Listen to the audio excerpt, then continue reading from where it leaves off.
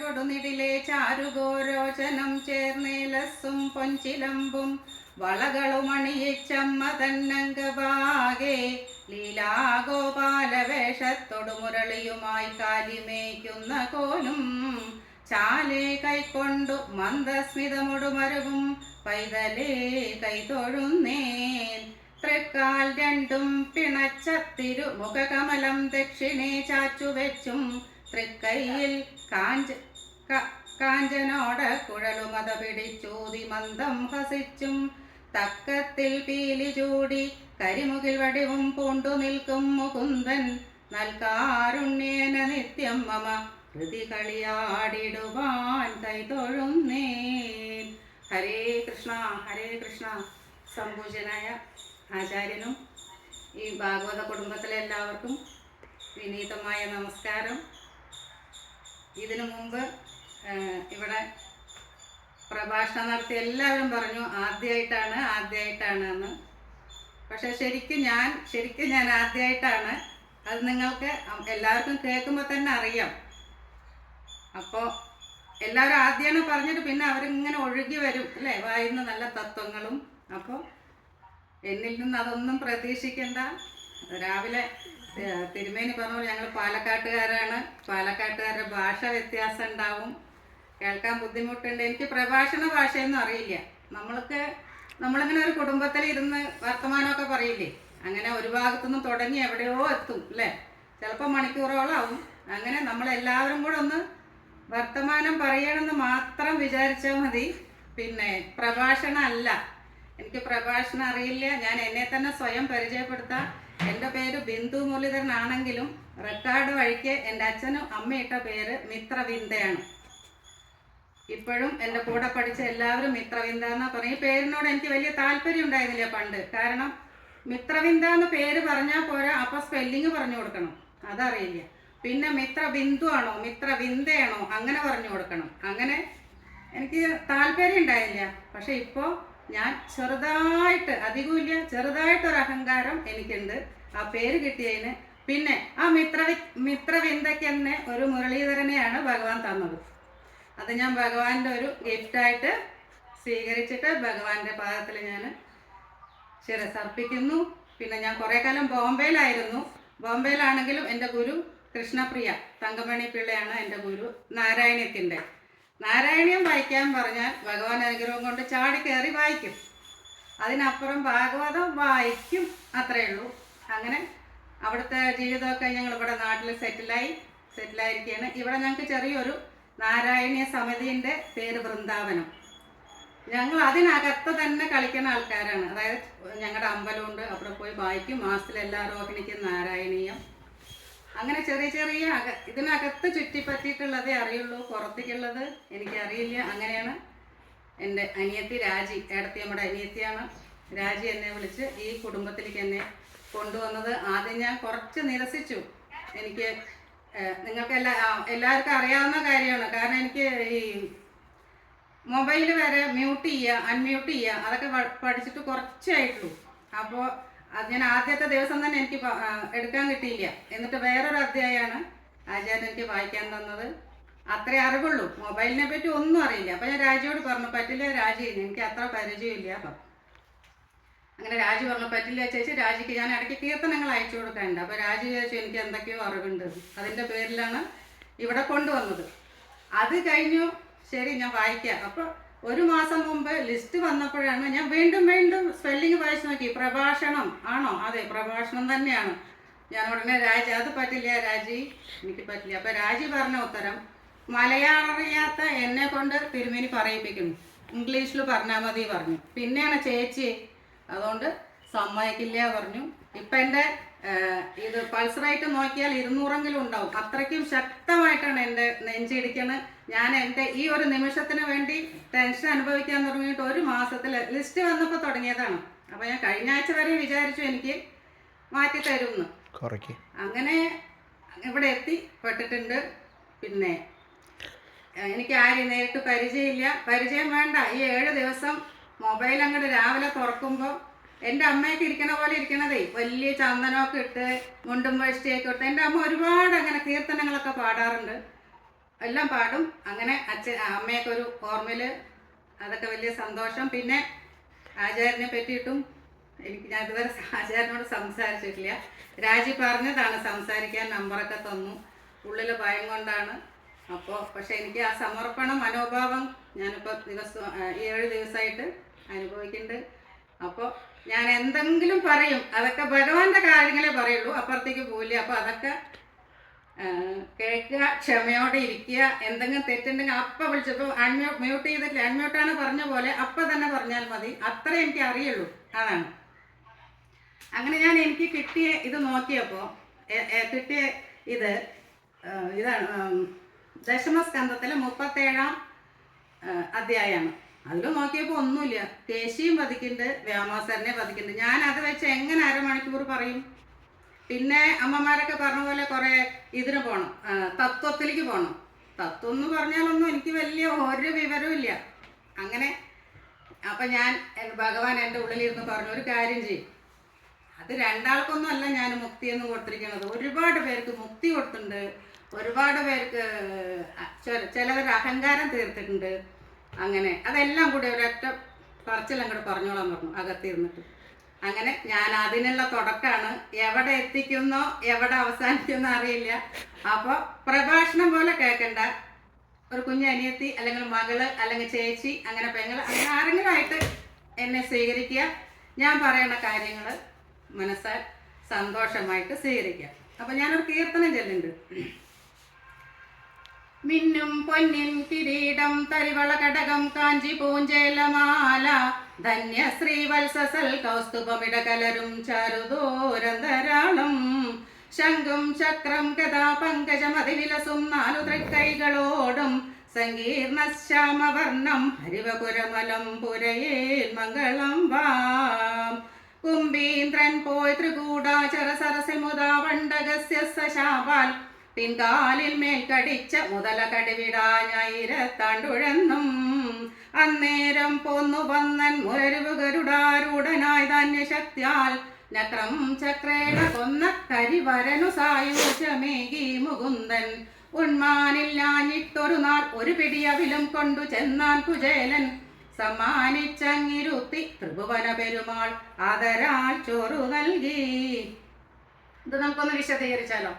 മിന്നും പൊന്നിൻ കിരീടം. ഭഗവാൻ എവിടെ ജനിച്ചത്? അവതാരമായി ആനന്ദശായി ദേവൻ അവതാരമായി. എവിടെ? കംസന്റെ കൽത്തുറുങ്കിൽ അവതാരമായി.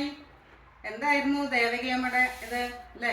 മേല് മുഴുവൻ ചങ്ങല, അങ്ങോട്ടും തിരിയാൻ പറ്റില്ല ഇങ്ങോട്ടും തിരിയാൻ പറ്റില്ല അല്ലേ? ഒന്നാമത് ജയിലിലാണ്, എന്നാലും കംസന് പേടിയായിട്ട് പിന്നെ അതിനെ ചങ്ങലയിട്ടു എന്നൊക്കെയാണ് പറയണത്. അങ്ങനെ ഭഗവാൻ അവിടെ അവതരിച്ച് കുഞ്ഞു വാവയായിട്ട് കിടന്നു. അച്ഛനും അമ്മയ്ക്കും നല്ല സന്തോഷമായി. അങ്ങനെ ആദ്യമായിട്ട് ഭഗവാൻ അച്ഛനും അമ്മയ്ക്കും ശംഖ് ചക്രഗത പങ്കജത്തോട് കൂടിയിട്ടുള്ള ആ ചതുർബാഹുവായ ഭഗവാന്റെ രൂപം കാണിച്ചു കൊടുത്തു. എന്നിട്ട് എന്താ പറഞ്ഞതാണെന്നറിയോ? എല്ലാ ജ്ഞാനവും പറഞ്ഞു കൊടുത്തു. ഞാൻ ഇങ്ങനെ വന്നതാണ്, ദുഷ്ട ഇതിന് വന്നതാണ്, ശിഷ്ട രക്ഷയ്ക്ക് വേണ്ടി വന്നതാണ്. അപ്പം ഞാൻ ഇവിടുന്ന് കുറച്ച് മാറി നിൽക്കും, അത് കഴിഞ്ഞിട്ട് എല്ലാം ചെയ്ത് കഴിഞ്ഞിട്ട് വീണ്ടും നിങ്ങളുടെ അടുത്തേക്ക് വരും എന്നൊക്കെ പറഞ്ഞു. അങ്ങനെ അവരെ നല്ല സന്തോഷിപ്പിച്ചിട്ട് പറഞ്ഞു, അച്ഛനും അമ്മയും പറഞ്ഞു, ശരി ഞങ്ങൾക്ക് എല്ലാം മനസ്സിലായി, പക്ഷെ കുറച്ച് നേരം ഞങ്ങൾക്കൊന്ന് മടിയിൽ വയ്ക്കാനുള്ള രൂപത്തിലാക്കി തരുമോ, എന്നിട്ട് പോയാൽ പോരെ ചോദിച്ചു. അങ്ങനെ ഭഗവാൻ കുഞ്ഞ് പ്രസവിച്ച് ആ രൂപത്തിൽ കിടന്നു. അങ്ങനെ ദേവകിയമ്മ മടിയിൽ വെച്ച് കുറച്ച് നേരം ലാളിച്ച്, പുഞ്ചിരിക്കാനേ പാടുള്ളൂ, കരയാൻ പാടില്ലല്ലോ, കരഞ്ഞാൽ ഭടന്മാർ എണീറ്റില്ലേ ശബ്ദം കേട്ടിട്ട്. അപ്പോൾ നല്ല പുഞ്ചിരിയോടുകൂടെ കിടന്നു. അങ്ങനെ ഭഗവാനെ എടുത്തുകൊണ്ട് പോയി പറഞ്ഞു കൊടുത്തിട്ടുണ്ട്, ഇങ്ങനെ പോകണം, അവിടെ ഗോകുലത്തിൽ പോകണം, അവിടെ മായാദേവിയുണ്ട്, മായാദേവി തിരിച്ചിങ്ങോട്ട് കൊണ്ടുവരണം. ഇതെല്ലാം വസുദേവരടുത്ത് പറഞ്ഞിട്ടാണ് ഭഗവാൻ ചെറിയ കുട്ടിയായിട്ട് വീണ്ടും രൂപമെടുത്തത്. അങ്ങനെ ആ കുട്ടി എടുത്തുകൊണ്ട് കുറച്ച് ലാളിച്ച ശേഷം വസുദേവർ നേരെ ഇവിടേക്ക് ഗോകുലത്തേക്ക് പോവാണ്. പോയപ്പോഴോ എങ്ങനെയാണ്?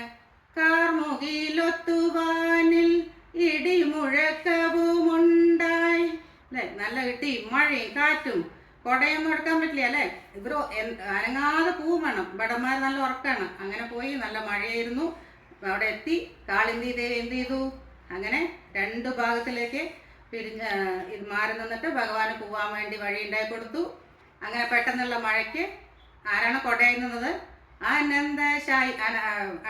അനന്തനാണ്. ആയിരം നാവുള്ളോരനന്തരേ നിനക്കാവുമോ ഭഗവാനെ വാഴ്ത്ത. അങ്ങനെ അനന്തൻ 1000 പടത്തോടു കൂടി ഇങ്ങനെ നിന്നു. അത് കൊടയുടെ രൂപമായി. അങ്ങനെ നന്ദഗോപര് ഗോകുലത്തിൽ ഭഗവാനെ കൊണ്ടാക്കി തിരിച്ച് മായയെ ഇങ്ങോട്ട് കൊണ്ടുവന്നു അല്ലേ? ഇനി ഇതിൽ തന്നെ നമുക്ക് അടുത്ത് പറയുന്നതാണ് ഗജേന്ദ്രൻ്റെ അല്ലേ? ഗജേന്ദ്രമോക്ഷം. മുതല കടിവിടാൻ ഗജേന്ദ്രൻ്റെ കഥ എല്ലാവരും ഈ 7 ദിവസം കൊണ്ട് എല്ലാവരും പറഞ്ഞ കഥയിൽ ഞാനൊന്ന് വീണ്ടും ഓർമ്മിപ്പിക്കുകയാണ്. ഈ കഥകളൊക്കെ നമ്മളിപ്പോൾ 7 ദിവസം കേട്ടു. ഗജേന്ദ്രമോക്ഷം അല്ലേ? ഗജേന്ദ്രന് ആരായിരുന്നു? ഇന്ദ്രദൂപന് അല്ലേ? രാജനായിരുന്നു. അത് അഗസ്ത്യമുനിയുടെ ശാപം കൊണ്ട് ആനയായിട്ട് തീർന്നു. അപ്പോൾ അപ്പുറത്തൊരു മുതല പൂപ്പു ഗന്ധർവൻ. ആ ആനെ പിടിച്ച് വലിക്കാൻ നോക്കി. അതിന് പറഞ്ഞതാണ്. അതിന് മുമ്പേ കൂട്ടത്തിലുള്ള ആനകളൊക്കെ പറഞ്ഞു, മതി ഗജേന്ദ്ര വാ നമുക്ക് പോവാന്ന് പറഞ്ഞു. കേട്ടില്ല. അപ്പോൾ അവിടെ കുറേ പിടിയാനകൾ ഉണ്ടായിരുന്നു. അവരുടെ കൂടെ മതിച്ച് ഒരു താമര പൊയ്കയിലാണ് ഇരുന്നത്. അപ്പോൾ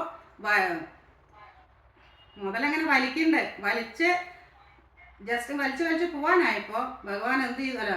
ഗജേന്ദ്രൻ എന്ത് ചെയ്തു? ഒരു താമരപ്പൂവ കയ്യിൽ കിട്ടി. എന്നിട്ട് അർച്ചിക്കാണ് ഭഗവാനെ. വിളിച്ചത് എങ്ങനെ അറിയോ? ഹരേ കൃഷ്ണ കൃഷ്ണ കൃഷ്ണ. വെറുതെ വിളിയല്ല, ജീവൻ പോവാൻ പോവാണ്. പിടിച്ചു വലിക്കുമ്പോൾ പോവാണ്. 2 വിളി. അതിനാണ് കുന്തി ദേവി പറഞ്ഞത് അല്ലേ? എന്നും ദുഃഖം തരണേ എന്ന്. അതുകൊണ്ട് ഭഗവാനെ കൂടെ ഉറക്കെ വിളിച്ചു. പിന്നെ ഭഗവാനുണ്ടോ? അവന് കാരണം ഗജേന്ദ്രൻ ഇന്ദ്രദുമ്നൻ രാജാവാണ്. അത് ഭഗവാന്റെ പൂജയിൽ തന്നെ മുഴുകിയിരുന്നിട്ടാണ് അഗസ്ത്യ മഹർഷി വന്നപ്പോൾ അത് അതിഥി സൽക്കാരം നൽകിയില്ല. പിന്നെ മഹർഷിമാർ വേഗം ശാപം കൊടുക്കാനൊക്കെ വലിയ മിടുക്കന്മാരാണ്. അപ്പോൾ അങ്ങനെ ശപിച്ചതാണ്, നീ ആനയായിട്ട് പോയിട്ട് ഇങ്ങനെ ചെയ്യാതെ. അതുകൊണ്ടാണ്. അപ്പോൾ കഴിഞ്ഞ ജന്മത്തിൽ ചെയ്ത നാമജപങ്ങളുണ്ട്. അതിൻ്റെ ഓർമ്മയിലാണ് ഭഗവാനെ വിളിച്ചത്, വെറുതെ അല്ല. അങ്ങനെ വിളിച്ചപ്പോൾ ഭഗവാൻ, എൻ്റെ ഭക്തൻ വിളിച്ചാൽ പിന്നെ ഭഗവാൻ ഇരിക്കാൻ പറ്റുമോ? ഭക്തപ്രിയനല്ലേ.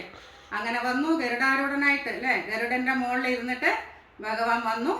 അങ്ങനെ തൃക്കൈ കൊണ്ട് ഗജേന്ദ്രനെ പിടിച്ചു വലിച്ചു. ഇതിനെന്ത് ചെയ്തു? നക്രം ചക്രേണ കൊന്നു. ചക്രം കൊണ്ട് മുതലെ കൊന്നു. ഹൂഹു അല്ലേ? ഹൂഹു ഗന്ധർവനാണ്. അങ്ങനെ ആർക്ക് മോക്ഷം കൊടുത്തു? ഗജേന്ദ്രന് ഭഗവാൻ മോക്ഷം കൊടുത്തു. ഇനി അജാമിളം അല്ലേ? അജാമിളം അതും നമ്മൾ അടുത്ത് കേട്ടിട്ടേ ഉള്ളൂ അല്ലേ?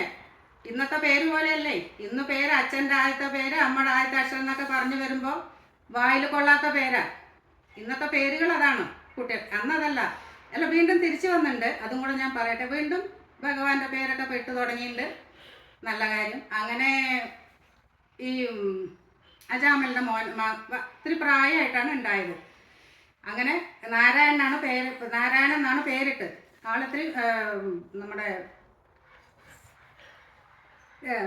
അജാമലൻ ചീത്ത വഴിയിലൂടെയാണ് നടന്നത് അല്ലേ? അത്ര നല്ല വഴിയിലൂടെ നടന്നില്ല, പ്രായമായി. പക്ഷെ എന്താണെങ്കിലും വൈകുന്നേരം വന്നാൽ നാരായണനുണ്ടോ? നാരായണൻ കഴിച്ചോ? നാരായണൻ ഉറങ്ങിയോ? അങ്ങനെ നാരായണ കുറേ പ്രാവശ്യം കൂടി പറയും. അങ്ങനെ വയസ്സായി. ഒടുവ് മരണത്തിലേക്കുള്ളൊരു വഴിയായി. അപ്പോൾ വിളിച്ചതാരെയാ? അത് എല്ലാവർക്കും ജീവൻ പോകും. ഒരു ഭഗവാന്റെ ഉള്ള ഇതൊരു സ്ഥലത്ത് നമുക്കൊരു പുല്ലിൻ്റെ ഇതായിട്ട് നമുക്കിവിടെ ഇരിക്കണം എന്നുണ്ടാവും അല്ലേ? മരിക്കുക പറഞ്ഞാൽ എല്ലാവർക്കും ഇത്തിരീശ പേടിയുണ്ടാവും. അപ്പോൾ അജാമളൻ എന്ത് ചെയ്തു? എന്താണറിയോ? യമലോകത്ത് യമന്മാരുടെ ആൾക്കാർ വന്നു. നമ്മുടെ ഇതിലെങ്ങനെയാണ്? കൊമ്പം, മീശ, കയ്യിലൊരു കയറ്, പിന്നെ ഒരു കാള, അങ്ങനെയൊക്കെ അല്ലേ യമദേവൻ വരുന്നത്. അങ്ങനെ പേടിച്ചപ്പോൾ നാരായണ മകനെ വിളിക്കാണ്. ഇത് അച്ഛനെ കൊണ്ടുപോകാൻ വന്നിരിക്കുന്നു കണ്ട് വിളിച്ചപ്പോൾ ഓടി വന്നത് ആരാ? എവിടെ നിന്നെങ്കിലും എന്നെ ആരെങ്കിലും വിളിക്കണ്ടോ നോക്കി ഒരാൾ ഇരിക്കണ്ടേ? നാരായണൻ. വെറുതെ വിളിച്ചാൽ പോരാ, ഉള്ളിൽ തട്ടി വിളിക്കണം. അങ്ങനെ എല്ലാവരും കൂടെ പീതാംബരധാരികളായിട്ട് എല്ലാവരും വന്നു. അപ്പോൾ വന്നപ്പോൾ കണ്ട കാഴ്ച ഈ അജാമലിനെ കൊണ്ടുപോവാണ്. തൊടരുത് എന്ന് പറഞ്ഞു. ആരെ? പീതാംബര. എന്തേ? ഇവർ കുറേ ദുഷ്പ്രവർത്തികൾ ചെയ്തിട്ടുണ്ട്. എന്ത് ദുഷ്പ്രവൃത്തി ചെയ്തിട്ടുണ്ടെങ്കിലും വിരോധമില്ല. നാരായണനെ ഒരു ഇഷ്ടംപോലെ ഭഗവാനെ വിളിച്ചിട്ടുണ്ട്. അതിന് പ്രായച്ചിത്തമായിട്ട് ഒരുപാട് വിളിച്ചിട്ടുണ്ട്. അതുകൊണ്ട് തൊടാൻ പാടില്ല എന്നാണ് ഞങ്ങളുടെ ഭഗവാന്റെ കൽപ്പന എന്ന് പറഞ്ഞപ്പോൾ അത് വിട്ടു. ഇനി യമദേവൻ പറഞ്ഞു, ഇനി മേലാൽ ഈ ഭഗവാന്റെ ആൾക്കാരെ ഒന്നും ഇങ്ങനെ പോയി ചെയ്യരുത്. അങ്ങനെ കുറച്ചു കാലം കൂടി അജാമലൻ ജീവിച്ച് നല്ല കാര്യത്തിൽ ജീവിച്ച് ഭഗവാൻ വിഷ്ണു ലോകത്തേക്ക് വൈകുണ്ഠത്തേക്ക് തന്നെ അജാമലിനെ കൊണ്ടുപോയി. അങ്ങനെ അത് കഴിഞ്ഞു. പിന്നെ നമ്മൾ അടുത്തത് ഉണ്മാനില്ലാഞ്ഞിട്ടൊരു നാളൊരു പിടി അവലും കൊണ്ട് കുചേലൻ്റെ കഥ അല്ലേ? ആർക്കെങ്കിലും അറിയാത്തുണ്ടോ? എൻ്റെ അമ്മ എനിക്ക് പറഞ്ഞു തന്നാണ് എനിക്ക് ഇപ്പോഴും ഓർമ്മ. പക്ഷെ അന്ന് സുധാമ എന്നുള്ള പേര് അത്ര ഇല്ല തോന്നുന്നുണ്ട്. കുചേലനാണ്. ഇന്നാണ് സുധാമ എന്ന പേരിന് പ്രചാരണം കിട്ടിയത്. അന്ന് കുചേലൻ അമ്മ പറയേ, കുചേലൻ എൻ്റെ ഭാര്യയ്ക്ക് ഫുൾ നിറച്ച് സ്വർണ്ണവളകളായിരുന്നു, നെക്ലസ് തിരിച്ച് കിട്ടിയപ്പോൾ അതിന് ഞങ്ങൾക്ക് അങ്ങനെയാണ് അമ്മ ഇന്നും കുചേലൻ എന്ന് സുധാമ പറഞ്ഞ ആ കഥകളാണ് ഒരു മുറി നിറച്ച് നെല്ലായിരുന്നു, ഒരു മുറി നിറച്ച് അരിയായിരുന്നു, ഇങ്ങനെയൊക്കെയാണ് അമ്മ പറഞ്ഞു തന്നിട്ടുണ്ടായിരുന്നത്. അങ്ങനെ കുചേലൻ്റെ കഥ എന്താണ് അറിയാലോ അല്ലേ? ഉത്തമ സുഹൃത്താണ് സുധാമ അല്ലേ? അങ്ങനെ ഒരു നല്ല ദാരിദ്ര്യമായിരുന്നു, എന്നാലും ഭഗവാനെ വിളിക്കുന്നുണ്ട്. പക്ഷെ ഭഗവാൻ പറയും സമയമായിട്ടില്ല. അങ്ങനെ ഒരു ദിവസം ആ സമയം എടുത്തു. പത്നി സുധാമൻ്റെ പത്നി പറഞ്ഞു, നിങ്ങളുടെ ചങ്ങാതി അല്ലേ കൃഷ്ണൻ, ഒന്ന് പോയി ചോദിച്ചൂടെ? കിട്ടിയാൽ കിട്ടി, ഇല്ലെങ്കില്ല. നമ്മൾക്ക് ഭക്ഷണം കഴിക്കാനില്ലല്ലോ, ഒന്ന് പോയി ചോദിച്ചൂടെ? ചോദിക്കുക അല്ലേ? പറഞ്ഞ അങ്ങനെ വരികയാണ്. കൃഷ്ണ കൃഷ്ണ കൃഷ്ണ കൃഷ്ണ കൃഷ്ണ പറഞ്ഞിട്ട് വന്നു. ദ്വാരകയിലെത്തി. പിന്നെ ഭടന്മാരൊന്നും ആദ്യം കയറ്റിയില്ല, അതൊക്കെ അറിയുന്ന കഥകളാണ്. അങ്ങനെ വീട്ടിൽ വന്നു. രണ്ടാളും കൂടെ ആദ്യം ഭഗവാന്റെ നിന്ന് സമ്മതം മേടിക്കാൻ വേണ്ടി അവർ വന്നു. അപ്പോൾ ഭഗവാൻ സമ്മതമല്ല കൊടുത്ത് ലക്ഷ്മി ദേവിയും കൂട്ടിയിട്ട് ഓടി വന്നു. ഭഗവാൻ സുധാമനെ സ്വീകരിക്കാൻ ഓടി വന്നു. അങ്ങനെ രണ്ടാളും കൂടി ദ്വാരകയിലെത്തി. പണ്ട് കാര്യങ്ങളൊക്കെ പറഞ്ഞിരുന്നു. ഇന്ധനത്തിന് പോയി. അവിടെ മഴ പെയ്തു. അപ്പം നമ്മൾ എന്താ ചെയ്ത്? നമ്മളൊരു പാറമേലെ കയറിയിരുന്നു. പക്ഷെ അത് പാറയായിരുന്നില്ലേ, കുറച്ച് കഴിഞ്ഞപ്പോൾ അത് ഒരു ആനയായിരുന്നു. രാത്രി ഇരുട്ടും വെട്ടിയും മഴയൊക്കെ ഉണ്ടായിരുന്നു. വിറകിന് വിട്ടതാണ്. ഗുരുപത്നി വിറകിന് വിട്ടതാ രണ്ടാളെയും കൂടി. പെട്ടെന്നാണ് മഴ വന്ന് രാത്രിയായപ്പോൾ പാറ ഏതാ ആന ഏതാന്ന് അറിയാം. ഇത് രണ്ടാളും കൂടി പാറ പുറയെന്ന് പറഞ്ഞിട്ട് ആനയുടെ മേലെ കയറിയിരുന്നു. ആന കുറച്ച് കഴിഞ്ഞപ്പോൾ എണീക്കാൻ നിന്നപ്പോൾ എന്തായി? രണ്ടാളും കൂടി ഒരു മരത്തിൽ ചാടി കയറി പിടിച്ച് രണ്ടാളും കൂടി ഇരുന്നു. അപ്പം അങ്ങനെ കഥകളൊക്കെ പറഞ്ഞിരുന്നു. അപ്പം മെല്ലെ പറയാം, കൃഷ്ണ പറയൂ സുധാമ, ഞാനേ അന്നല്ലേ ഒരു കാര്യം പറഞ്ഞിട്ടുണ്ടായിരുന്നില്ല കേട്ടോ. നീ അറിയാണ്ട് ഞാനൊരു കാര്യം ചെയ്തിട്ടുണ്ടായിരുന്നു. എന്താ സുധാമ അത്? എന്താണ് പറയേ? അന്ന് നീയേ എൻ്റെ അടുത്ത് പറഞ്ഞില്ലേ വിശക്കണു. പക്ഷേ അന്ന് എൻ്റെ കയ്യിലെ ഗുരുപത്നി കൊടുത്തയച്ച ആവിലുണ്ടായിരുന്നു കേട്ടോ. എന്നിട്ട് നീ അങ്ങോട്ട് മാറിയപ്പോൾ ഞാനത് ഒറ്റയ്ക്ക് തിന്നു. ഞാൻ എൻ്റെ അടുത്ത് ഇതുവരെ അത് ഞാൻ പറഞ്ഞിട്ടില്ല കേട്ടോ. അപ്പോൾ എന്താ പറയുക, ഉള്ളിൽ ചെറിച്ചു. അതന്നെയാണ് ഇത്. കിട്ടിയത് ആർക്കും കൊടുക്കാണ്ട തിന്നാനല്ലേ, അത് പാടില്ല. അപ്പോൾ പറഞ്ഞു, സുധാമാവേ, എൻ്റെ കയ്യിൽ അത് ഉള്ളതും എല്ലാം എനിക്ക് അറിയായിരുന്നു. പക്ഷെ നിനക്ക് പണ്ട് തൊട്ടേ നമ്മൾ ഗോപന്മാരെല്ലാവരും നിനക്ക് വിശപ്പ് ജാസ്തിയാണല്ലേ, നീ കഴിച്ചോട്ടെ പറഞ്ഞിട്ട് ഞാൻ മിണ്ടാണ്ടിരുന്ന് എന്ന് പറഞ്ഞു. പക്ഷെ ഞാനേ ഇപ്പം കുറച്ച് അവിൽ കൊണ്ടുവന്നുണ്ട്. അവിൽ കൊണ്ടുവന്നുണ്ട്. എന്നിട്ട് എത്ര നേരം തരാണ്ടിരുന്ന് പറഞ്ഞിട്ട് അതിനെ തട്ടിപ്പറിച്ച് മേടിച്ച് കഴിച്ചു. അങ്ങനെ രാത്രി മുഴുവൻ അവരിരുന്നു. സുഖമായി. പിറ്റേ ദിവസം പോവുകയാണ്. തിരിച്ചു പോകുമ്പോൾ യാത്രയൊക്കെ പറഞ്ഞയച്ചു. അപ്പോൾ സുധാം വിചാരിച്ചു, എനിക്ക് ഒന്നും തന്നില്ലല്ലോ. എന്തായാലും ഞാൻ സുഖമായിട്ട് എനിക്ക് പാൽപ്പായസത്തോടു കൂടിയുള്ള സദ്യ ഉണ്ടായി, അതുണ്ടായി, നല്ല ഉറക്കെ പട്ടുമെത്തൽ എന്നെ കിടത്തി, എന്നെ പട്ടുവസ്ത്രങ്ങൾ തന്നിട്ടുണ്ട് എനിക്ക്. പക്ഷേ എന്തെങ്കിലും തരായിരുന്നു. ഞാൻ ചോദിക്കാണ്ട് തന്നെ അറിയേണ്ടതല്ലേ ഭഗവാന്. അപ്പോൾ പിന്നെ ആലോചിച്ചു, എൻ്റെ ദാരിദ്ര്യദോഷമൊന്നും അകറ്റാൻ മുകുന്ദനും ആവില്ല അല്ലേ. അങ്ങനെ വിചാരിച്ചിട്ട് അങ്ങനെ വീണ്ടും തിരിച്ച് അങ്ങനെ വീണ്ടും കൃഷ്ണ കൃഷ്ണ കൃഷ്ണ. തന്നില്ല, ഇന്ന് ഞാൻ നാമം ചെല്ലില്ല, എനിക്കൊന്നും തന്നില്ലല്ലോ, ഇന്ന് ഞാൻ ചെല്ലില്ല, അങ്ങനെയല്ല വിചാരിച്ചത്. വീണ്ടും അതിനേക്കാൾ കൂടുതൽ നാരായണ കൃഷ്ണ കൃഷ്ണ കൃഷ്ണ പറഞ്ഞ് ചെല്ലി. കുറേ ദൂരം നടന്നപ്പോഴേ വീണ്ടും ദ്വാരകയിലേക്ക് എത്തിയോ എന്നൊരു സംശയം. ഞാൻ തിരിഞ്ഞതാണല്ലോ നടന്നത്, പിന്നെ എന്താ വീണ്ടും ദ്വാരകയിലേക്ക് എത്തിയത്? നോക്കുമ്പോൾ എൻ്റെ അമ്മ പറഞ്ഞ പോലെ കുചേലൻ്റെ പത്നി ഇങ്ങോട്ട് ഇറങ്ങി വരിക സർവാഭരണ ഭൂഷിതയായിട്ട്. അപ്പോഴാണ് ഭഗവാന്റെ മഹിമ അറിയുന്നത്. കുട്ടികൾ നല്ല വേഷവിധാനങ്ങളായിരുന്നു. പറഞ്ഞ പോലെ ധാന്യങ്ങളൊക്കെ നല്ലോണം കൊടുത്തു ഭഗവാൻ. അപ്പോൾ ഭഗവാൻ അറിയാം ആർക്ക് എപ്പോൾ എന്ത് കൊടുക്കണമെന്ന്, അല്ലേ? നമ്മളൊന്നും ചോദിക്കണ്ട. അതുകൊണ്ട് ഭഗവാൻ നമുക്കെല്ലാം അറിഞ്ഞു തരും. അങ്ങനെ കുചേലനെ സന്തോഷിപ്പിച്ചു. ഇനി നമുക്ക് എവിടേക്ക് പോകാമെന്നറിയാം. നമുക്ക് പോവാം. മോക്ഷം കിട്ടിയ ആൾക്കാർ നളകൂപരൻ, മണിഗ്രീവൻ, അല്ലേ? ഇവര് വൈശ്രവണ പുത്രന്മാരാണ്. ഇവർ രണ്ടുപേരും. ഇവരെന്താ പറയുക, ശ്രീ പരമേശ്വരൻ്റെ സേവ ചെയ്ത കാരണം ഇവർക്ക് കുറച്ചധികം സൗന്ദര്യവും സമ്പത്തും ഒക്കെ ഉണ്ടായപ്പോൾ ഒരുപാട് അവർ അഹങ്കരിച്ചു. ചീത്ത മാർഗത്തിൽ കൂടെ നടന്നു. പക്ഷെ ഇവരിങ്ങനെ ചീത്ത മാർഗത്തിൽ കൂടി നടക്കേണ്ടവരല്ല എന്ന് ആർക്ക് മനസ്സിലായിരുന്നു? നാരദ മഹർഷി അതുവഴി പോയപ്പോൾ ശാപമൊന്നും കിട്ടിയിട്ടല്ല ഈ ചീത്ത വഴി, പക്ഷെ ശാപമോക്ഷം കൊടുത്തു. ശാപം കിട്ടാതെ ശാപമോക്ഷം കിട്ടിയ ആൾക്കാരാണ് ഇവർ, നളഗോപരനും മണിഗ്രീവനും. അപ്പോൾ നാരദമുനി പറഞ്ഞു, നിങ്ങളൊരു കാര്യം ചെയ്യാം, നിങ്ങൾ രണ്ടുപേരും മരുതുമരങ്ങളായിട്ട് നിങ്ങൾ ശ്രീഹരിയെ ദർശിച്ചിട്ട് അവിടെ പോയിട്ട് സ്വന്തം സ്ഥാനത്ത് സ്വീകരിക്കാൻ പറഞ്ഞു. അവിടുത്തെ ബാലലീലകളൊക്കെ കണ്ടിരിക്കുക. അങ്ങനെ അവിടെ അമ്പാടിയിൽ മരുത് വൃക്ഷങ്ങളായിട്ട് അവർ രണ്ടാളും തീർന്നു. അവിടെ നിന്നു. അങ്ങനെ എല്ലാം കണ്ടു, അവിടുത്തെ ബാലലീല കണ്ട് സന്തോഷമായിട്ടിരുന്നു. അങ്ങനെ ഒരു ദിവസം ആ സമയത്ത് ഒരു ദിവസം ഇന്നത്തെ പോലെ മിക്സിയിൽ അടിച്ചിട്ടല്ല വെണ്ണ എടുക്കുക. അറിയാലോ, കടോലിങ്ങനെ കടഞ്ഞ് എടുക്കും അമ്മമാരൊക്കെ. പ്രത്യേകിച്ച് അന്നാളേക്കുള്ളതല്ല. അവിടെ ഗോകുലത്തിലെ പറഞ്ഞ അവരുടെ വരുമാന മാർഗം തന്നെ അതാണ്, അല്ലേ? പാല് വെക്കുക, മോര് വെക്കുക, വെണ്ണ വെക്കുക, അങ്ങനെയുള്ള.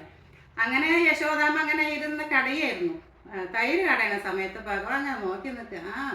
അങ്ങനെ ഓടി വന്ന് മടിയിൽ ചാടി കയറിയിരുന്നു പാൽ കുടിക്കാൻ തുടങ്ങി. അങ്ങനെ പാൽ കുടിച്ച് അങ്ങനെ രസം കയറി കുടിച്ചോണ്ടിരിക്കും. ഇടക്കന്നിട്ട് നോക്കണ്ട അമ്മേ, അല്ലേ? ആ സമയത്താണ് യശോദാമ്മയ്ക്ക് ഒരു കാര്യം ഓർമ്മ വന്നേ. പാലടുപ്പത്ത് വെച്ചിട്ടുണ്ട്. ഏകദേശം അത് ആവാനായിട്ട് പുതുക്കടി ഒന്ന് പറഞ്ഞിട്ട് അവിടെ അമ്മയെ കൃഷ്ണൻ ഭഗവാനെ താഴ്ത്തിയിരുത്തിയിട്ട് ഓടി പാലിന്. അപ്പോൾ ഭഗവാൻ പറഞ്ഞു, എനിക്ക് അമ്മയ്ക്ക് പാലാണല്ലേ വലുത് എന്നെക്കാട്ടും. അങ്ങനെ ആ കടവലിനെ തന്നെ എടുത്തിട്ട് ആ തൈർക്കടത്തിന് ഉടച്ചു. അത് കഴിഞ്ഞിട്ട് യശോദാമ്മ വരുമ്പോൾ എന്താ, ആ മുറി മുഴുവൻ തൈരും, വലിയ കലാണ്, ചെറുതല്ല. ആ തൈരും പാലും, അല്ല തൈര് കലയ്ക്ക് ഇത് വെണ്ണ ശരിക്കും ആയിട്ടില്ല, അത് മുഴുവൻ കിടക്കുന്നുണ്ട്. അപ്പോൾ ഇതാരാ ചെയ്തതെന്നും എന്താ കാരണമെന്നും യശോദാമ്മയ്ക്ക് മനസ്സിലായി. അങ്ങനെ പുറത്തു പോയി നോക്കിയപ്പോൾ ആളൊരു ഉരലുണ്ട് അവിടെ. അതിൻ്റെ മേലെ അങ്ങനെ ഇരുന്നിട്ട് കുറേ വെണ്ണ വാരിക്കൊണ്ട് പോയിട്ടുണ്ട്. ഇവിടുന്ന് പൊട്ടിച്ചിട്ടുമുണ്ട്. അത് വാരിക്കൊണ്ട് പോയിട്ട് കുറച്ച് പൂച്ചയ്ക്ക് കൊടുക്കും, കുറച്ച് കാക്കയ്ക്ക് കൊടുക്കും, കുറച്ച് അവനവൻ കഴിക്കും. ഇതും കണ്ടുകൊണ്ടാണ് യശോദാമ്മ വരുന്നത്. യശോദാമ്മ കുറച്ച് എന്താ നീ കാട്ടിയത് പറഞ്ഞ് ചീത്ത പറഞ്ഞു. ഞാൻ ഇപ്പം തന്നെ കെട്ടിയിടാൻ പോകണം പറഞ്ഞിട്ട് ഒരു ദാമം കൊണ്ടല്ലേ കയറ് കൊണ്ട് കെട്ടിയിട്ടപ്പോൾ അമ്മ ദാമം കൊണ്ട് കെട്ടിയിട്ടതുകൊണ്ട് ഭഗവാൻ എന്ത് പേര് വന്നു? ദാമോദരൻ എന്ന പേര് വന്നു, അല്ലേ? കെട്ടിയിട്ടത് പെട്ടെന്ന് കെട്ടിയിട്ടില്ല. കെട്ടിയിടാൻ പോകുമ്പോൾ ഒരു ഇങ്ങനെ പിടിച്ചില്ല എന്ന് വരുമ്പോൾ ഒരു 2 വിരൽ അതിൻ്റെ നീളം കമ്മിയോ. പിന്നെ വേറൊരു കയറെടുക്കും, അതിങ്ങനെ ഞങ്ങളുടെ പാലക്കാടൻ ഭാഷയിൽ പറഞ്ഞ ഏച്ചു കൂട്ടും. അപ്പോൾ വീണ്ടും അത് കമ്മിയാവും. ഏച്ചുകൂട്ടിയാൽ മഴച്ചിരിക്കുന്ന പറഞ്ഞ പോലെ കിട്ടില്ല. അപ്പോൾ ദേവി യശോദാമ്മ അങ്ങോട്ട് വേർത്ത് കുളിച്ചു. ഭക്തന്മാർ വേർത്ത് കുളിക്കുന്ന കാണാൻ പറ്റുമോ?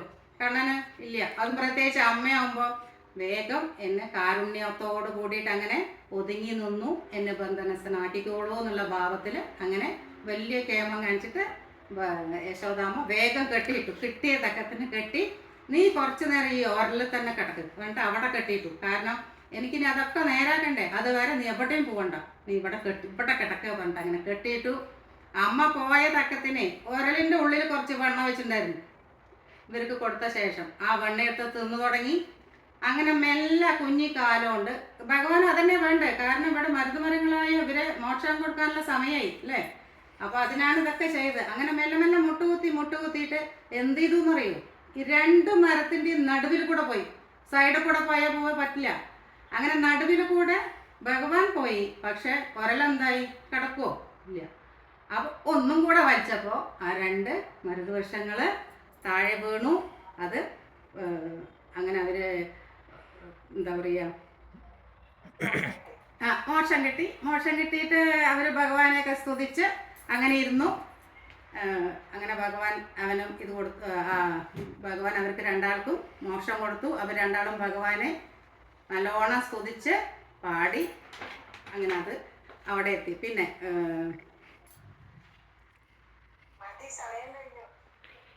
കഴിഞ്ഞിട്ടില്ല, അതെനിക്കറിയാം, അതെന്നെ പറ്റിക്കുകയാണ്.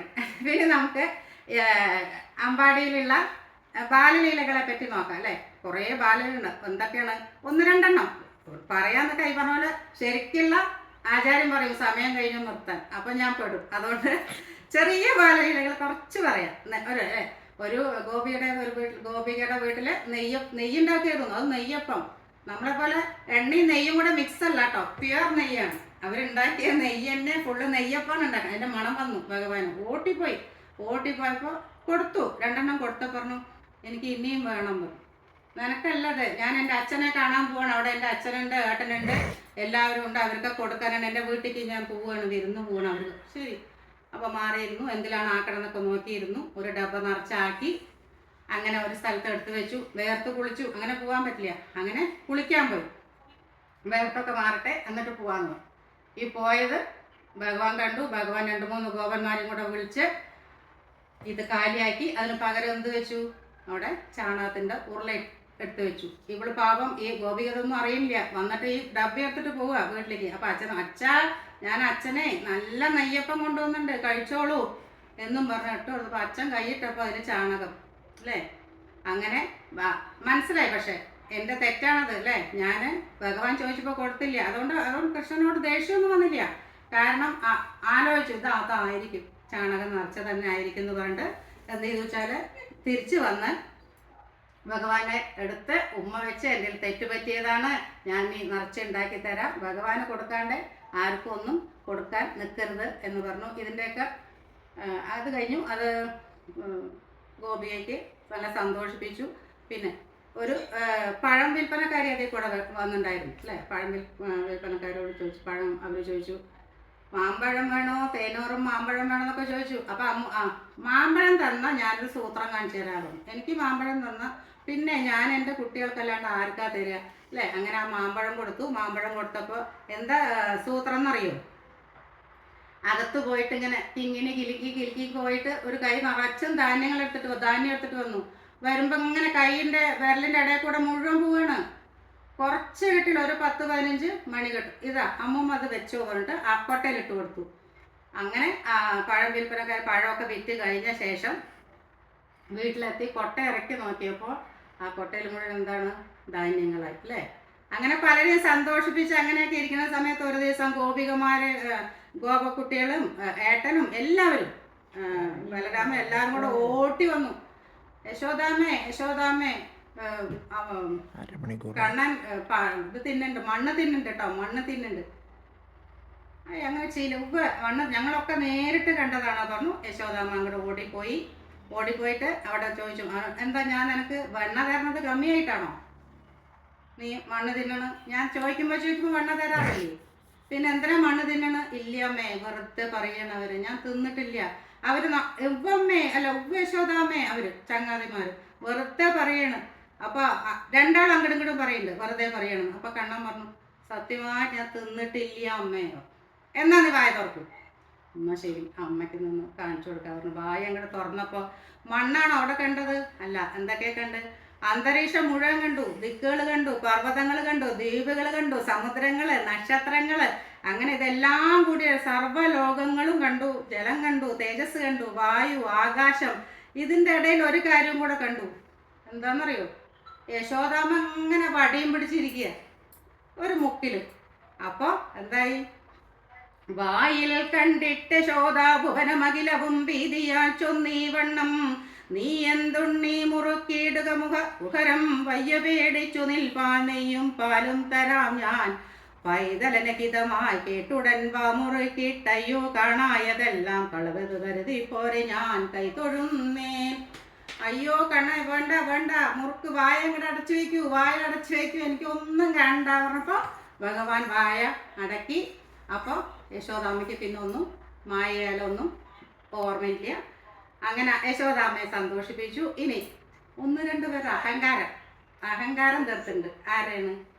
ആദ്യം ഇന്ദ്രൻ്റെ അല്ലേ. ഇന്ദ്രൻ്റെ അഹങ്കാരം എങ്ങനെ തീർത്തത്? ഒരു ദിവസം ഭഗവാൻ നോക്കുമ്പോഴേ ഭയങ്കര തിരക്ക് എല്ലാവർക്കും.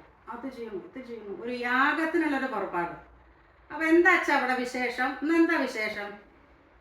അപ്പോൾ പറഞ്ഞു ഇന്ന് ഒരു ഇന്ദ്രയാഗമുണ്ട്. എന്തിനാ ചെയ്യണേ? എന്തിനാ ചെയ്യണമെന്നോ? ഇന്ദ്രനാണ് നമുക്ക് മഴ പെയ്ക്കുന്നതല്ലേ.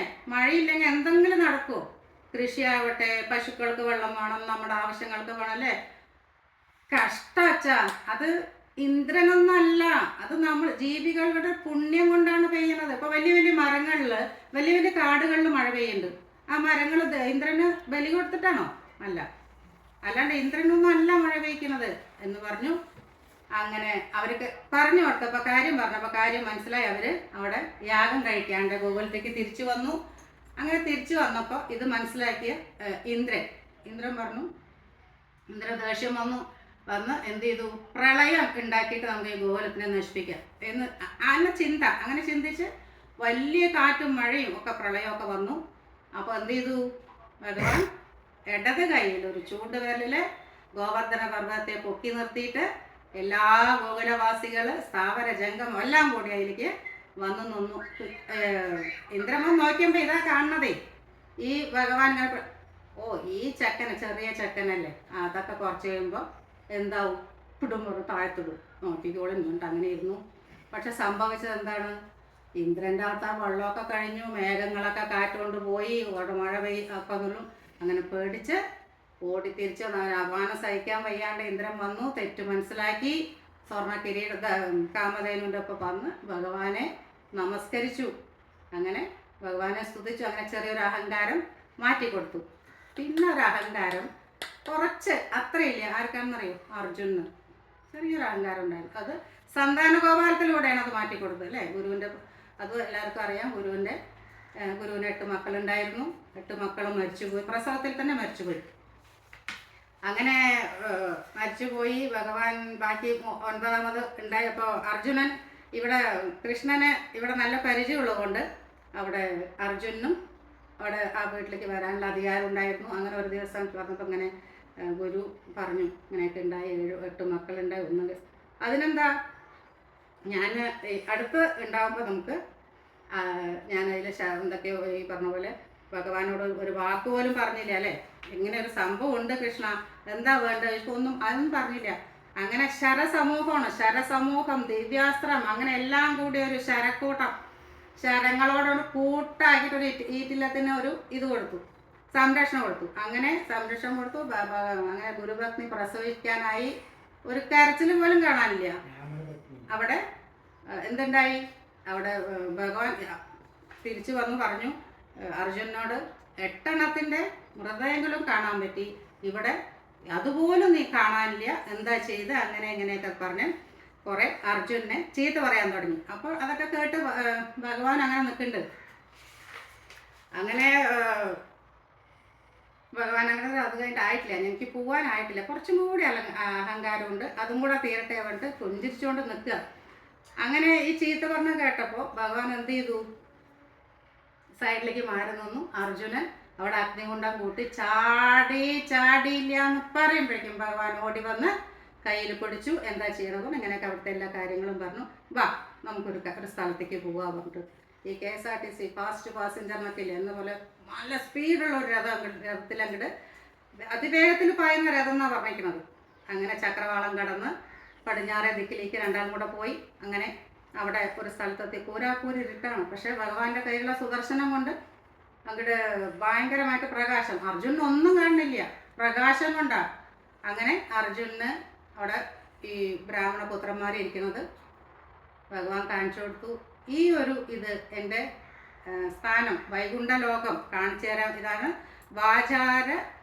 വാചാമഗോചരമാണ് ആ വൈകുണ്ഠത്തിൻ്റെ പേര്. ഈ വൈകുണ്ഠം നിനക്കൊന്ന് കാണിച്ചു തരണമെന്നുണ്ടായിരുന്നു എനിക്ക് അല്ലേ.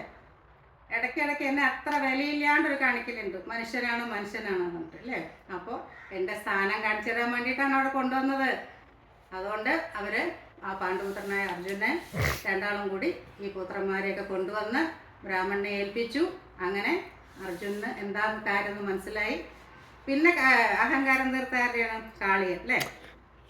കാളിയൻ്റെ കാളിയൻ്റെ ഓരോ കാളി എല്ലാവരും കൂടെ കാളിയൻ്റെ അടുത്ത് വെള്ളം കുടിക്കാനായിട്ട് പോയി എല്ലാവരും.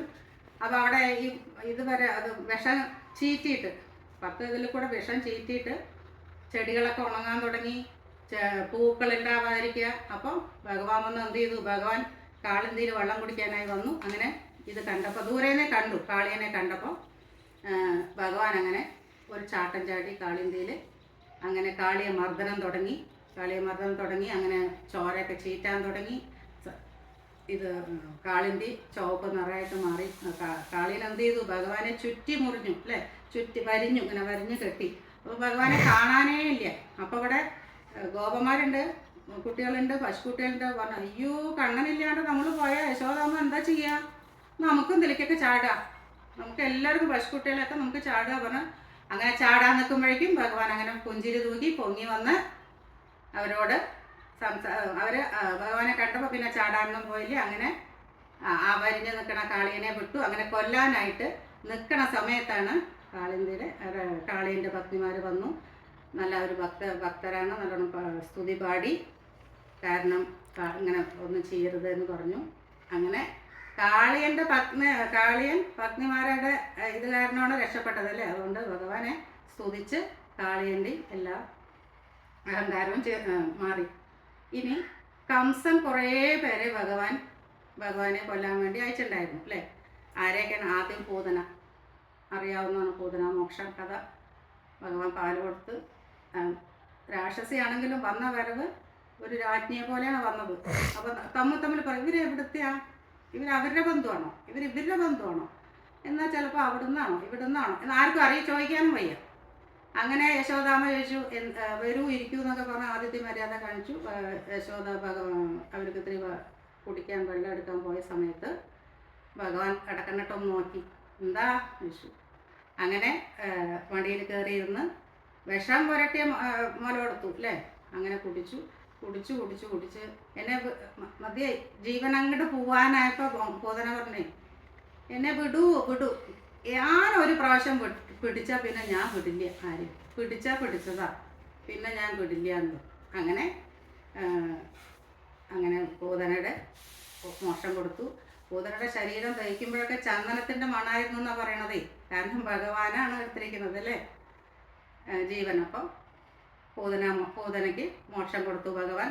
പിന്നെ ശകടാസുരൻ, ഭഗവാന് വയസ്സൊന്നും എത്തിയിട്ടില്ല. പക്ഷെ അവിടെ പക്കപ്പിറന്നാൾ നടത്തും. എല്ലാ മാസമുള്ള നാളിലും അവിടെ വിശേഷങ്ങൾ നടത്തും. അങ്ങനെ രാവിലെ എണിച്ച് കുളിപ്പിച്ച് യശോദാമ്മ ഭഗവാനെ അവിടെ കൊണ്ടു നിർത്തി. കുറേ പണികളുണ്ട്. ഉച്ചയ്ക്ക് പുറത്ത് ഊണ് കഴിക്കാനൊക്കെ ഉണ്ട്. അപ്പോൾ അവർ അവിടെ കിടത്തിയിട്ട് പോകുമ്പോൾ 2-3 കുട്ടികളുണ്ടായിരുന്നു, കുട്ടികൾ. അവരോട് പറഞ്ഞു, കുട്ടിയെ ഇവരെ നോക്കിക്കോളൂട്ടാ, ഞാൻ ഇപ്പം വരാമെന്ന് പറഞ്ഞിട്ട് യശോദാമ്മ പോയി എന്തോ പണി ചെയ്തിരിക്കുമ്പോൾ കട്ടപ്പെട്ടെന്നൊരു ശബ്ദം ഓട്ടി വന്നു.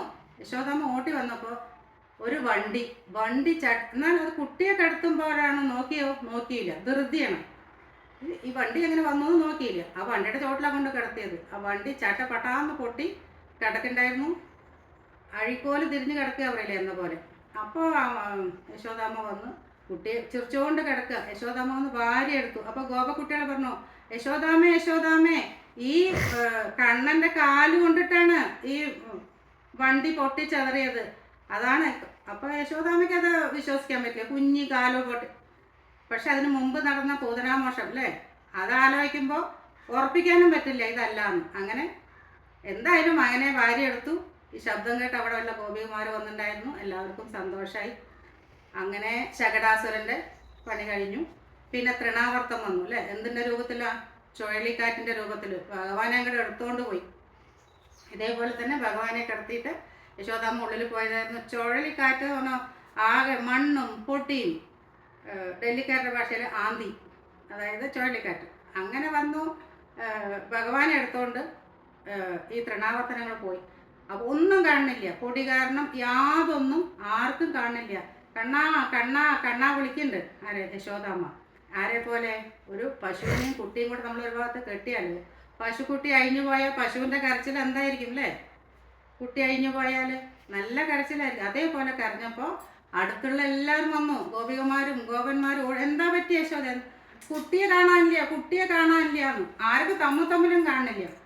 നമ്മുടെ കരച്ചിൽ കേട്ട് സഹിക്കാൻ വയ്യാണ്ട എന്ത് ചെയ്തു കണ്ണൻ അവിടുന്ന് അങ്ങോട്ട് പർവ്വതം പോലെ കനം വെച്ച് വന്നു. ഈ ചുഴലിക്കാറ്റിന് അനങ്ങാൻ കാറ്റ് നിശ്ചലായിട്ട് അങ്ങോട്ടും തിരിയാൻ പറ്റില്ല ഇങ്ങോട്ടും തിരിയാൻ പറ്റില്ല. അങ്ങനെ നിശ്ചല എന്നാൽ ഭഗവാനെ വിടാൻ പറ്റുമോ? ഇല്ല. ഭഗവാൻ അങ്ങനെ കഴുത്തിൽ പിടിച്ചിരിക്കുന്നുണ്ട്. ആരുടെ? ഈ തൃണാവർത്തൻ്റെ അങ്ങനെ തൃണാവർത്തൻ ആകെ പരവശനായി അവർ പാറപ്പുറത്താണ് വീണത് അല്ലേ? ജീവൻ പോയിട്ട് പാറപ്പുറത്ത് വീണു. അങ്ങനെ കാറ്റൊക്കെ പോയപ്പോൾ ഒന്നുമില്ല, അവിടെ ശാന്തമായിട്ട് തമ്മിലൊക്കെ കാണാൻ തുടങ്ങി. യശോദാമ്മ ഓടി വന്ന് നോക്കുമ്പോൾ തൃണാവർത്തൻ്റെ നെഞ്ചിൽ കിടന്ന് കളിക്കുക, എന്നെ എടുക്കൂ എന്നും പറഞ്ഞിട്ട്. അങ്ങനെ അമ്മ ഓടി വന്നെടുത്ത് എല്ലാവർക്കും കുറച്ചായിട്ട് അങ്ങനെ എടുക്കാൻ കൊടുത്തു. അങ്ങനെ സന്തോഷിച്ചു. ഇനി വത്സാസുരൻ ബകാസുരൻ അല്ലേ? ഒരു ദിവസം പശുക്കിടാങ്ങളുമായിട്ട് അവർ പശുവിനെയൊക്കെ മേയ്ക്കാൻ കൊണ്ടുപോകണം. എല്ലാവരും ഉണ്ട്, ഒറ്റയ്ക്ക് പോയില്ല. അങ്ങനെ കാട്ടിലൊക്കെ പോയിട്ട് യമുനാതീരത്തൊക്കെ എത്തി. ഗോവർദ്ധന പർവ്വതത്തിലൊക്കെ പോയി. അവിടെ നല്ല പുല്ലുള്ള എല്ലാം പുല്ലുണ്ട്. ഭഗവാന്റെ കാലടിയല്ലേ അവിടെ വെക്കണം. എല്ലാവരുടെയും തുമ്പും ചെടി എല്ലാം ഉണ്ട്. അങ്ങനെ പശുക്കളെയൊക്കെ വെച്ച് നടന്നു. ഈ പശുക്കളെ വെച്ച് നടക്കുമ്പോഴേ അതിൽ ഒരു പശുക്കുട്ടി കുമ്പളങ്ങ കെട്ടവെന്ന് പറയില്ലേ, എന്നെ അറിഞ്ഞിണ്ടാവൂ. അങ്ങനെ പിന്നാക്കം നോക്കുക. പിന്നെ വാലിങ്ങനെ ആട്ടുണ്ടല്ലോ, സാധാരണ പശുക്കുട്ടിയുടെ വാലാട്ടലല്ല, അവരിങ്ങനെ ശാന്തമായിട്ട് ആട്ടും. ഇതല്ല, ഒരു ഭയങ്കര ശക്തിയായിട്ട് ആട്ടി. അതുപോലെ ഒന്ന് ഇടയ്ക്കിടയ്ക്ക് തിരിഞ്ഞു നോക്ക്, എന്നെ ആർക്കും മനസ്സിലായിട്ടുണ്ടോ. അങ്ങനെ മനസ്സിലായി ഭഗവാൻ അതാരാന്ന്. അങ്ങനെ പശുക്കുട്ടി ഇതിനെ കാലും കയ്യും ഒക്കെ പിടിച്ച് ചുഴറ്റി അത് മുകളിലേക്ക് ജീവൻ പോയി. ഇതും കൂടെ ഇങ്ങനെ പിടിച്ചു. എന്നിട്ട് മേലെ ഇങ്ങനെ ചുഴറ്റിയിട്ട് വനത്തിലേക്ക് അങ്ങോട്ട് മരങ്ങളുടെ മേത്തേക്കാണ് എറിഞ്ഞത്, മുകളിലേക്ക് എറിഞ്ഞു. അപ്പം എന്തായി? പണ്ടേ അസുര ദുഷ്ടനുമാണ്, ഭയങ്കര തടിയുള്ള ആളുമാണ്. അപ്പം അതുകൊണ്ട് ഒരു മരമല്ല, അതിൻ്റെ കൂടെ പല മരങ്ങളും വീണു എന്നാണ് പറയണത്. പിന്നെ അങ്ങനെ ഒരു ദിവസം ചൂടുള്ള ഒരു സമയം കാളിന്തി തീരത്ത് പശുക്കളെയൊക്കെ കിടാങ്ങളൊക്കെ എടുത്ത് ഇതുപോലെ ഇടയ കുട്ടികളുണ്ട് എല്ലാവരും കൂടെ വെള്ളമൊക്കെ കുടിക്കാൻ അങ്ങനെ അങ്ങോട്ടും മാറി നിൽക്കുക.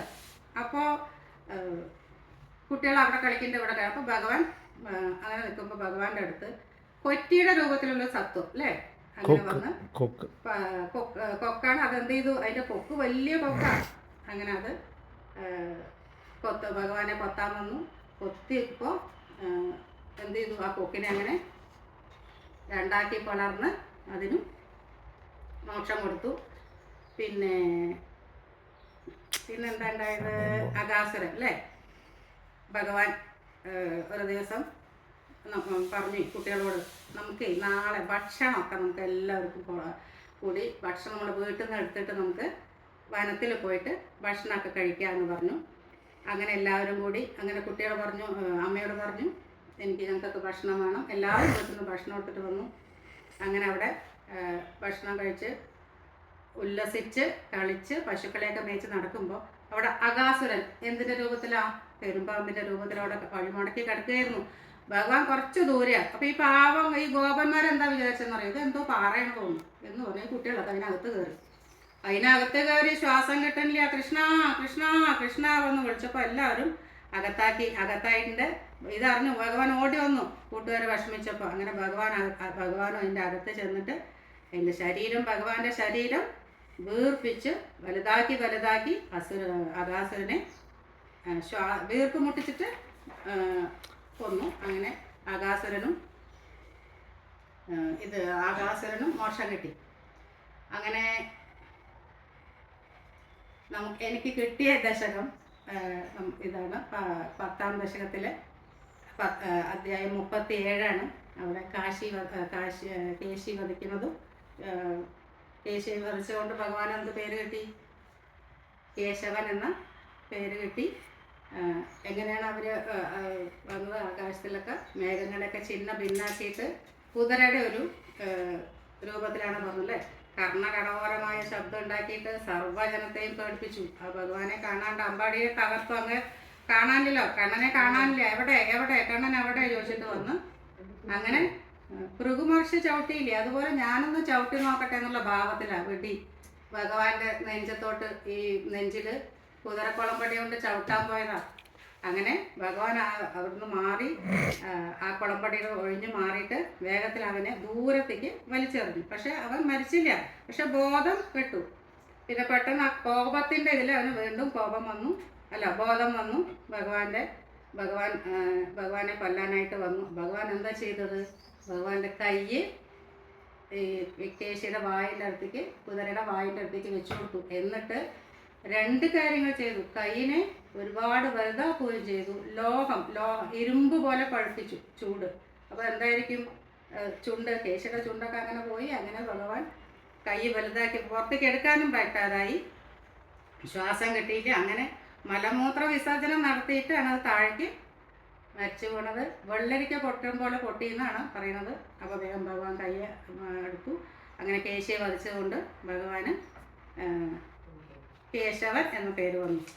ഇനി വ്യോമൻ, ഇതെന്ത് ചെയ്തു? അസുരൻ വലിയൊരു മായാവിയായിരുന്നു. മയൻ്റെ പുത്രനായ വ്യോമനാണ് അടുത്തത്. അപ്പോൾ ഇവർ ഗോപന്മാരോടുകൂടി കളിക്കുകയായിരുന്നു. കളിക്കുമ്പോൾ കളി പലതരത്തിലാണ്. ചിലവർ കള്ളന്മാരാവും, ചിലവർ പശുപാലകരായിരിക്കും. അങ്ങനെ അതിനിടയിൽ ഒരു മായാവിയായ വ്യോമാസുരൻ ഗോപൻ്റെ വേഷം എടുത്തിട്ട് ഗോപന്മാരെല്ലാം, അതായത് ചിലവർ ആടുപോലെ ആയിട്ടുണ്ട്, അവരെയൊക്കെ കൊണ്ടുപോയിട്ട് ഒരു പർവ്വതത്തിൻ്റെ ഗുഹയിലിട്ട് കല്ലെടുത്ത് അടച്ചു. ഇവൻ്റെ ഈ പ്രവൃത്തി മനസ്സിലാക്കിയിട്ട് എന്ത് ചെയ്തു ഭഗവാൻ? ഗോപന്മാരെ പിടിച്ചുകൊണ്ടുപോയ അവനെ ചെന്നായ സിംഹത്തിനെ കയറുന്ന പോലെയാണ് ബലാൽ പിടിച്ചുകൊണ്ട് വന്നു. ബലവാനായവനെ പർവ്വത തുല്യമായ തൻ്റെ ഘോരമായ രൂപമെടുത്തു. എന്നിട്ട് മോചിപ്പിക്കുവാൻ ആഗ്രഹിച്ചു. പൊടഞ്ഞു, ഭയങ്കര പർവ്വതം പോലെയായി ഭഗവാൻ. എന്നിട്ട് അങ്ങോട്ട് കെട്ടിപ്പിടിച്ചു എന്നാ. പൊടയാൻ നോക്കി പറ്റിയില്ല, പരവശനായ. അങ്ങനെ ആ പിടുത്തത്തിൽ പരവശനായി. അങ്ങനെ ഗുഹയുടെ അവനെ മരണത്തിൽ കീഴടങ്ങി.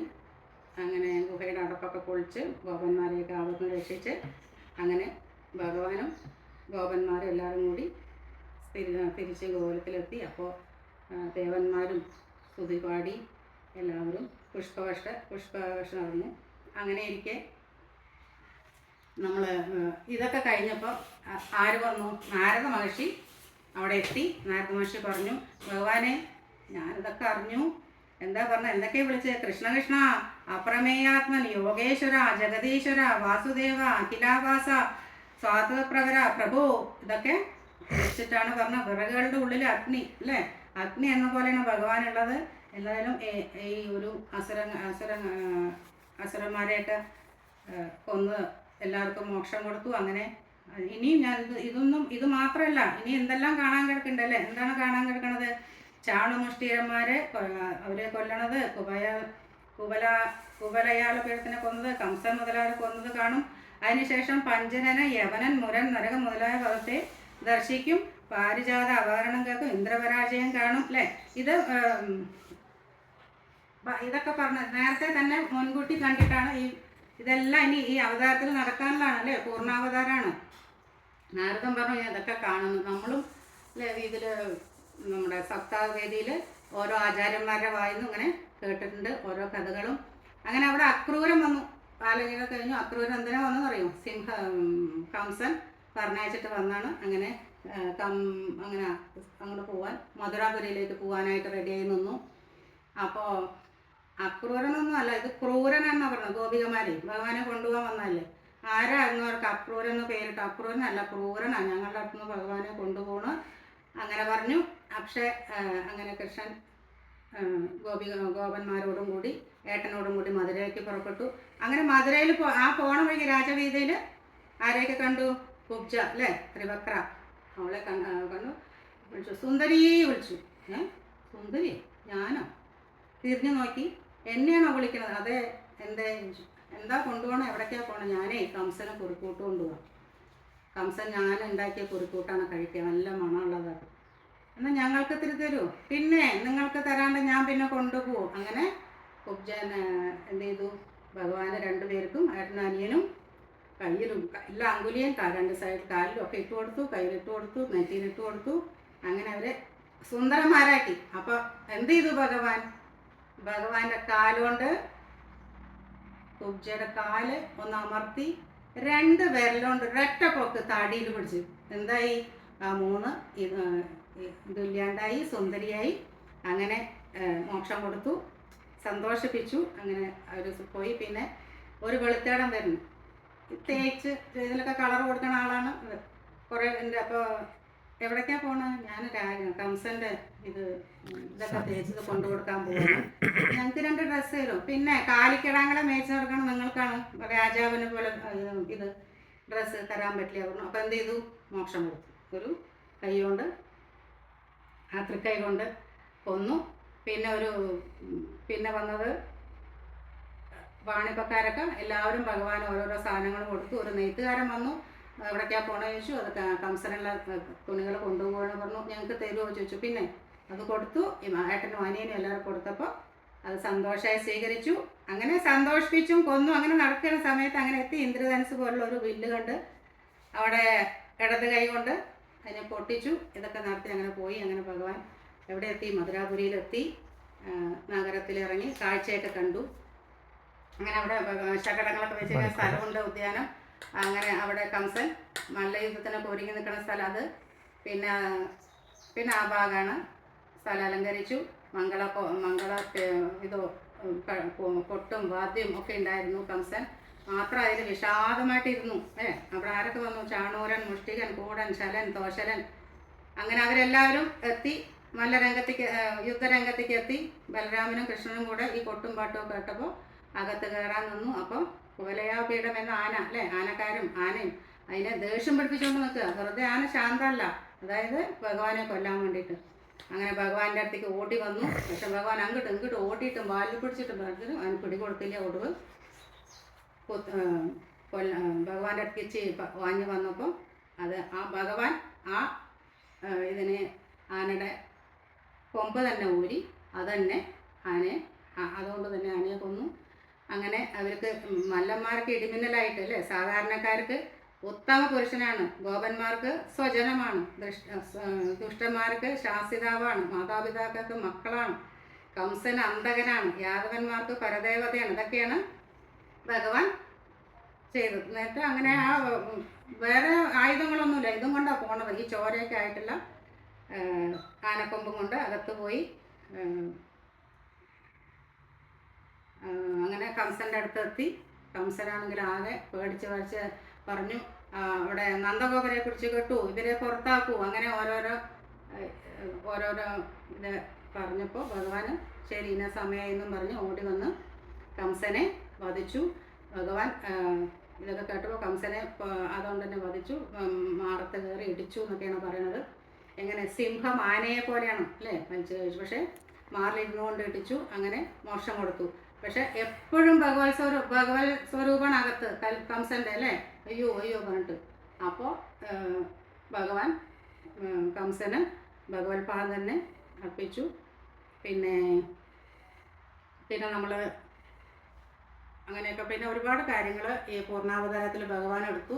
ഒരു സ്വർഗാരോഹത്തിനെ പറ്റി പറയുന്നുണ്ടല്ലേ. പക്ഷെ ഇന്ന് നമ്മുടെ ആചാര്യൻ പറഞ്ഞ പോലെ അങ്ങനെയൊന്നും ഇല്ല. ഒരു ചെറിയൊരു ഇത്. അപ്പോൾ എല്ലാവരും പറഞ്ഞു അയ്യോ ഭഗവാനെ ഇല്ല. അപ്പോൾ അവർ ചോദിച്ചു, ഞങ്ങൾ ഈ കലികാലത്ത് എന്താ ചെയ്യുക? കലികാലമാണ് ഇനി വരണം. നമ്മൾ പറയാറില്ലേ, കലി മൂത്തിട്ടേ പറയും അല്ലേ ഓരോന്ന് കാണുമ്പോൾ. അങ്ങനെ കലികാലമാണോ വരണേ? ഒന്നും ചെയ്യണ്ട. ഞാൻ പ്രത്യക്ഷ കൃഷ്ണയേവകി. ഞാൻ എവിടെയാണ് ലയിക്കുന്നത്? ഈ ഭാഗവതത്തിലല്ലേ. അപ്പോൾ നമ്മൾ എന്ത് ചെയ്യുക?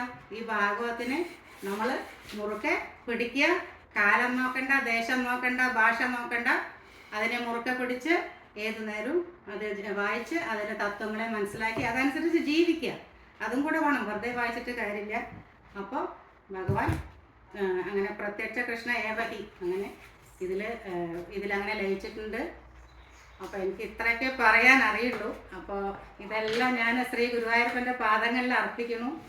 അപ്പോൾ ഇതൊക്കെ ക്ഷമയോട് കേട്ടിരുന്ന എല്ലാവരോടും എനിക്ക് വളരെ സന്തോഷം, വളരെ സ്നേഹമാണുള്ളത്. പിന്നെ എല്ലാം എനിക്ക് ഇത്രയൊക്കെ എനിക്ക് പറയാൻ പറ്റും. തന്നെ ഞാൻ പറഞ്ഞതാണോ എന്ന് എനിക്ക് അറിയുന്നില്ല. അപ്പോൾ 2 ശ്ലോകം അതോടുകൂടി ഞാൻ ഇതെല്ലാം ഭഗവത് പാദത്തിൽ അർപ്പിക്കുന്നു.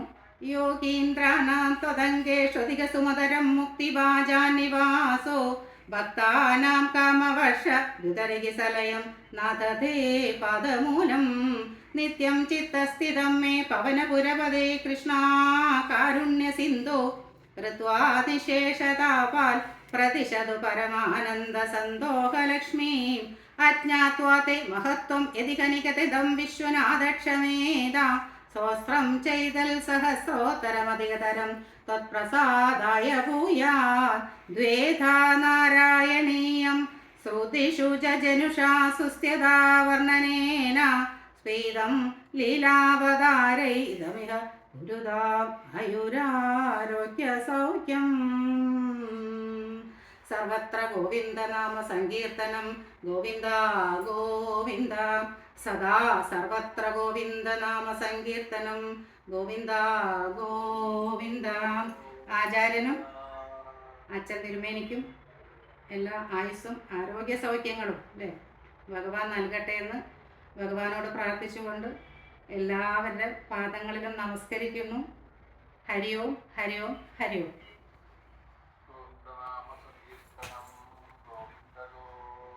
56 മിനിറ്റ്.